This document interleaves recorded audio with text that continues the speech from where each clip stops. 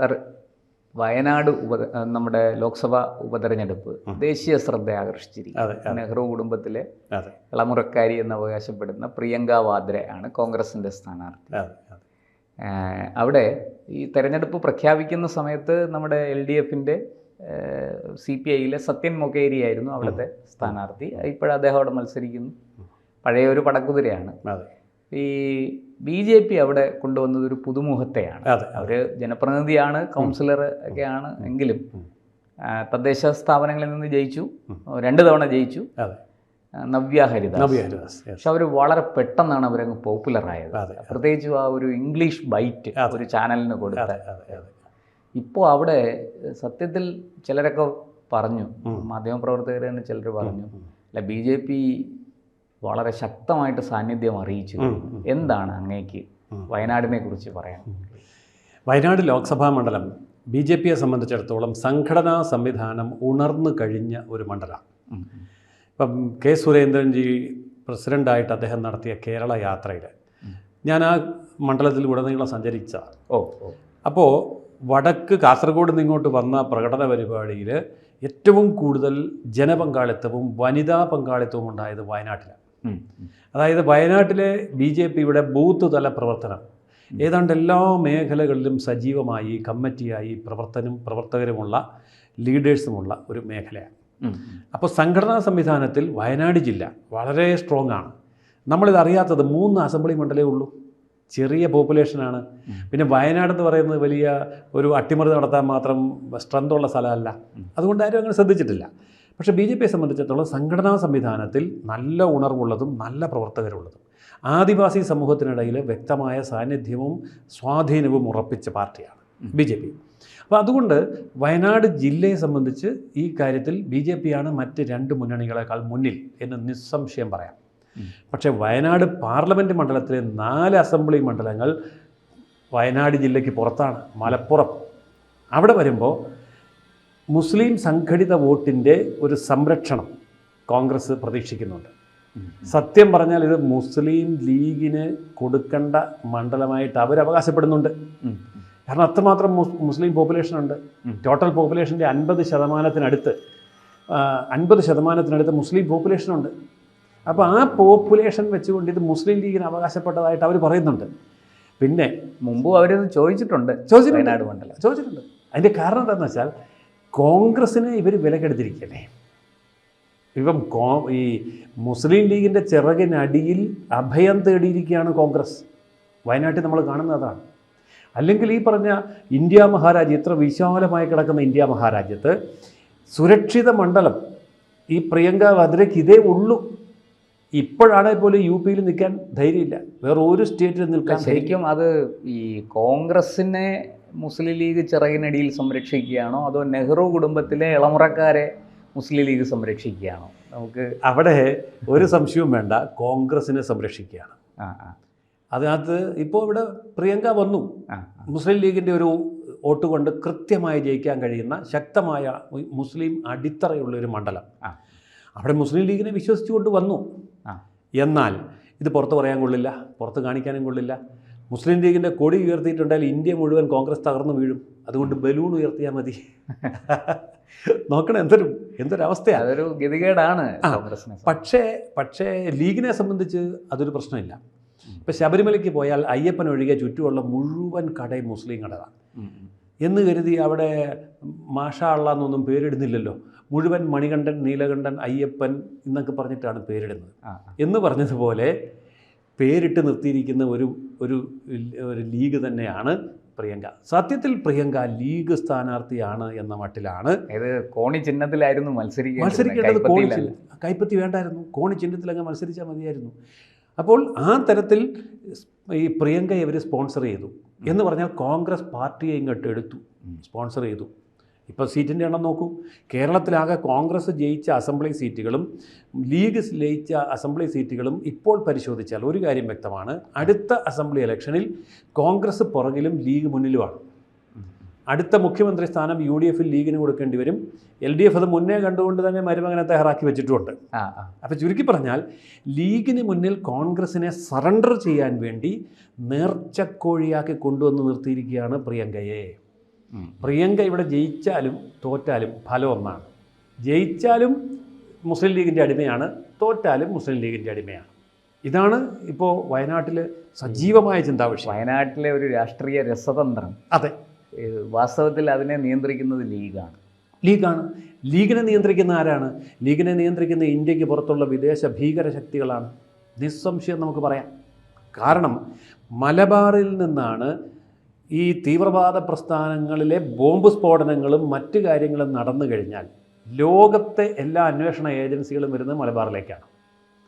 ഇപ്പം ശ്രീലങ്കയിൽ ക്രിസ്ത്യൻ പള്ളി ബോംബ് പൊട്ടി, പെഷവാറിൽ ബോംബ് പൊട്ടി, അല്ലെങ്കിൽ അഫ്ഗാനിസ്ഥാനിൽ ബോംബ് പൊട്ടി, ഇറാനിലോ ഇറാഖിലോ ലിബിയയിലോ സിറിയയിലോ ബോംബ് പൊട്ടിയാൽ പ്രതിയെ പിടിക്കാൻ വരുന്നത് മലബാറിലാണ്.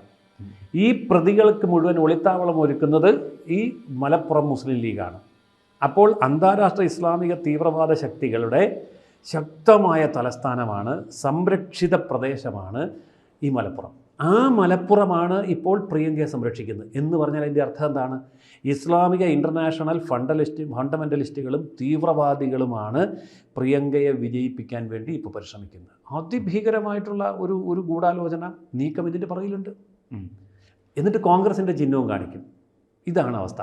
ശരിക്കും പറഞ്ഞാൽ ഇസ്ലാമിക ഭീകരവാദ പ്രസ്ഥാനങ്ങളിലെ ഒരു ഘടകകക്ഷിയായി കോൺഗ്രസ് വന്ന് നിൽക്കുന്നതിൻ്റെ പ്രകടമായ തെളിവാണ് പ്രിയങ്കയുടെ ഇവിടുത്തെ സാന്നിധ്യം, വയനാട് സാന്നിധ്യം. നമുക്ക് BJPയിലേക്ക് വരാം. ഇപ്പോൾ BJPയുടെ അവിടുത്തെ സ്ഥാനാർത്ഥി നവ്യ ഹരിദാസ് വളരെ പെട്ടെന്ന് വൈറലായി, പോപ്പുലറായി. അവരുടെ ഇംഗ്ലീഷിലുള്ള ചാനലിന് ബൈറ്റ് കൊടുത്തുകൊണ്ടുള്ള സ്പീച്ച്, അത് ലക്ഷക്കണക്കിന് ആൾക്കാർ കണ്ടു. എങ്ങനെയാണ് അവരുടെ ഇത്തവണത്തെ അവരുടെ ആ വരവും അവരുടെ സ്ഥാനാർത്ഥിത്വവും BJPയെ എങ്ങനെയാണ് BJPക്ക് അത് ഗുണകരമാകുക? എന്താണ് അങ്ങേക്ക് പറയാം? നവ്യ ഹരിദാസ് എന്ന് പറയുമ്പം ഒരു IT പ്രൊഫഷണലാണ്. ലക്ഷക്കണക്കിന് രൂപ മാസശമ്പളം കിട്ടിക്കൊണ്ടിരുന്ന ആളാണ്. കോഴിക്കോട് ടാറ്റയിലായിരുന്നു. അതെ, ഇപ്പോൾ കോഴിക്കോട് മുനിസിപ്പൽ കൗൺസിലറാണ്. അപ്പോൾ പല ഭാഷകൾ വളരെ അനായാസം കൈകാര്യം ചെയ്യാൻ കഴിവുള്ള വ്യക്തിയാണ്. ഹിന്ദി, ഇംഗ്ലീഷ്, മലയാളം ഒരേപോലെ കൈകാര്യം ചെയ്യും. വളരെ വൈബ്രൻ്റായ ഡൈനാമിക് ലീഡർഷിപ്പാണ്. ആൾ ചെറിയ ആളാണെങ്കിൽ പോലും നമ്മുടെ നാടൻ ഭാഷയെ പറയല്ലേ, കാന്താരിയാണ് എന്ന് പറയല്ലേ, വയനാടുകാരുടെ മനം കവർന്ന് അവരിലൊരാളായി ചേർന്ന് അവരുടെ കുടുംബാംഗമായിട്ട് ഇത്രയും പെട്ടെന്ന്, കാരണം ജനകീയമായി പ്രവർത്തന പാരമ്പര്യമുണ്ട്. ആ അടിത്തറ പെട്ടെന്ന് ഈ വോട്ടർമാരെ കയ്യിലെടുക്കാൻ സ്വാധീനിക്കാനും ഭയങ്കരമായ സ്വാധീനശേഷി ഉണ്ട്. അപ്പോൾ BJPയെ സംബന്ധിച്ചിടത്തോളം പ്രിയങ്കയ്ക്കെതിരെ കേരളത്തിൽ നിർത്താൻ കഴിയുന്ന ഏറ്റവും നല്ല സ്ഥാനാർത്ഥി. വയനാടിൻ്റെ ഭൂപ്രകൃതി അനുസരിച്ചും എല്ലായിടത്തും ഓടിയെത്താൻ പ്രിയങ്കയ്ക്ക് ഓടാൻ പറ്റില്ല. നവ്യയുടെ പുറകിലൊന്നും പ്രിയങ്ക ഓടിയെത്താൻ പോകുന്നില്ല. അപ്പോൾ ഒരു കാൻഡിഡേറ്റ് എന്നുള്ള നിലയിൽ അവരുടെ അരങ്ങേറ്റമുണ്ടല്ലോ, കോമ്പിറ്റൻ്റ് ആണെന്ന് മാത്രമല്ല, നാളെ പ്രിയങ്ക ഒരു 2 തവണയും കൂടെ അവിടെ മത്സരിക്കട്ടെ, അപ്പോഴത്തേക്കും പ്രിയങ്ക ഈ നവ്യയോട് തോക്കും. അത്രയും നല്ല കാൽക്കുലേഷനിലാണ് BJP ആ സ്ഥാനാർത്ഥി അവിടെ പ്ലേസ് ചെയ്തിരിക്കുന്നത്. ഇനി 1,30,000 ക്രിസ്ത്യൻ വോട്ട് വയനാട് മണ്ഡലത്തിലുണ്ട്. അത് കുടിയേറ്റ കർഷകരാണ്. അവരൊക്കെ തന്നെ കേരളത്തിൻ്റെ പല ഭാഗത്തു നിന്ന് അവിടെ ചെന്നവരാണ്. അവരിൽ ഇപ്പം നല്ല പോളറൈസേഷൻ ഉണ്ടായിട്ടുണ്ട്. മുനമ്പം വഖഫ് വിഷയം, ആ 1,30,000 വോട്ട് സ്വിങ് ചെയ്യുകയാണെന്നിരിക്കട്ടെ. ഇത്ര എളുപ്പമൊന്നുമല്ല ഈ വിജയം, പ്രിയങ്കയുടെ വിജയം. അതിൻ്റെ കൂടെ മുസ്ലിമിന് അവിടെ 45% വോട്ടുണ്ടെന്ന് പറയുമ്പോൾ എനിക്ക് നേരിട്ട് അനുഭവമുള്ളതാണ്. ഞാൻ ഈ മുസ്ലിം യൂത്തിനോട്, പ്രത്യേകിച്ച് ലേഡീസിനോട് സംസാരിക്കുന്ന അവസരത്തിൽ ഇവരൊക്കെ പറയുന്നുണ്ട്, നരേന്ദ്രമോദിയുടെ നയങ്ങൾ ഞങ്ങൾക്കിഷ്ടമാണ്, അദ്ദേഹത്തിൻ്റെ തീരുമാനങ്ങൾ ഞങ്ങൾക്കിഷ്ടമാണ്, ഞങ്ങൾക്ക് ആശ്വാസം തരുന്ന കാര്യമാണ്. ഒരു എഡ്യൂക്കേറ്റഡ് ആയിട്ടുള്ള മുസ്ലിം ലേഡി എന്നോട് പറഞ്ഞത്, വഖഫിൻ്റെ പീഡനങ്ങൾ ഏറ്റുവാങ്ങുന്നത് മുസ്ലിം വനിതകളാണ്.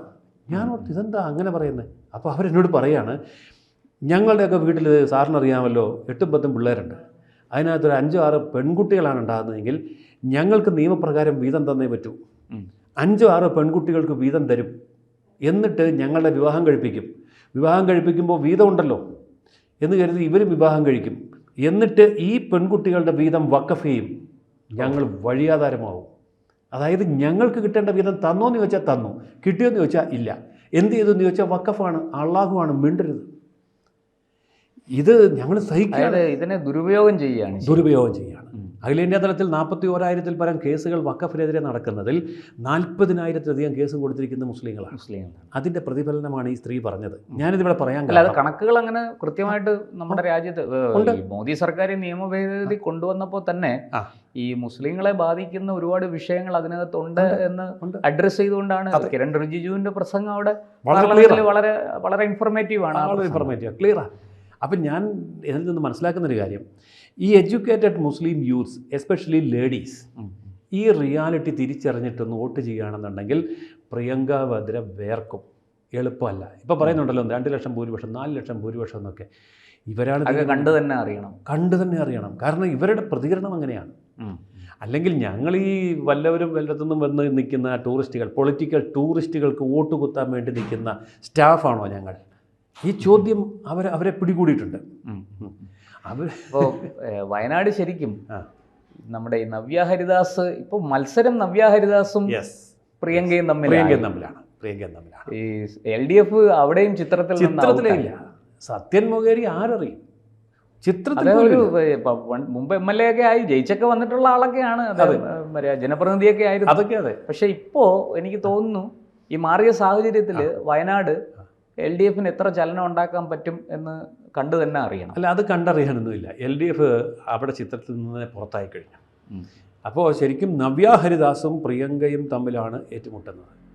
ഇതിൽ നാടിൻ്റെ സ്പന്ദനം നവ്യയോടൊപ്പമാണ്. ആ സ്പന്ദനം ശരിക്കും വോട്ടിങ്ങിൽ പ്രതിഫലിച്ചാൽ അത്ഭുതങ്ങളും അട്ടിമറികളും വയനാട്ടിൽ സംഭവിക്കാം.